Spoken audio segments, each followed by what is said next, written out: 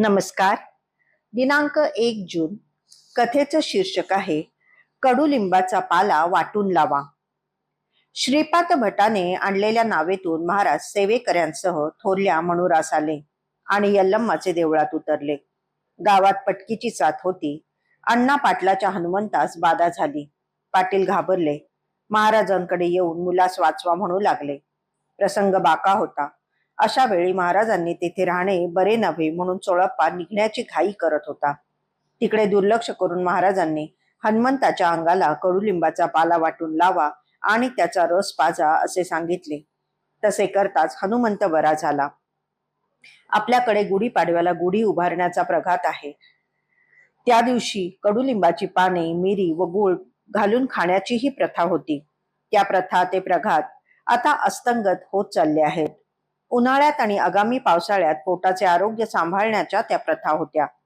या लीलेद्वारे महाराजांनी आरोग्याचा एक सहज सुलभ उपायच आपणापुढे ठेवला आहे.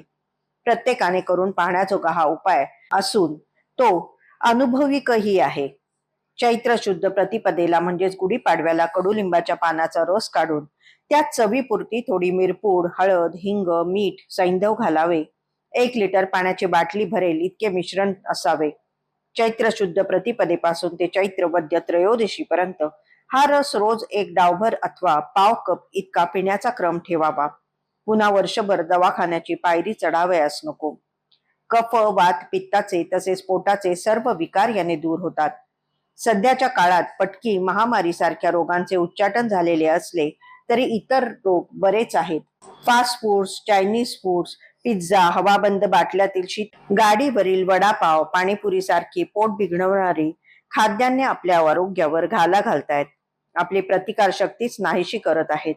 यावर या लीलेतील महाराजांनी सुचवलेल्या उपायांसारखा औषधांचा उपयोग करून अनारोग्याला आळा घालता येऊ शकेल. एक व्रत म्हणून उन्हाळ्यात करून पहावे.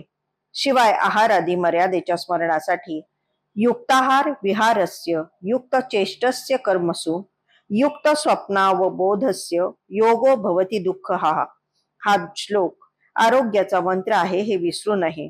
तोही नित्य पठणात असू द्यावा. याचा अर्थ असा: निजणे, उठणे, खाणे, फिरणे नेमस्तपणे जो करतो, कार्य सकलही तसा योग हा सुकर सर्वता होतो. अर्थात हा श्लोक नुकताच पठणात नव्हे तर प्रत्यक्ष आचरणात असणे महत्वाचे आहे हे सांगावयास नकोच. वैयक्तिक सुधारणा हे सामाजिक सुधारणा घडवण्याच्या दृष्टीने पडणारे पहिले पाऊल असते. आरोग्य बहाल करणारी, संजीवनी देणारी ही लीला आहे. धन्यवाद.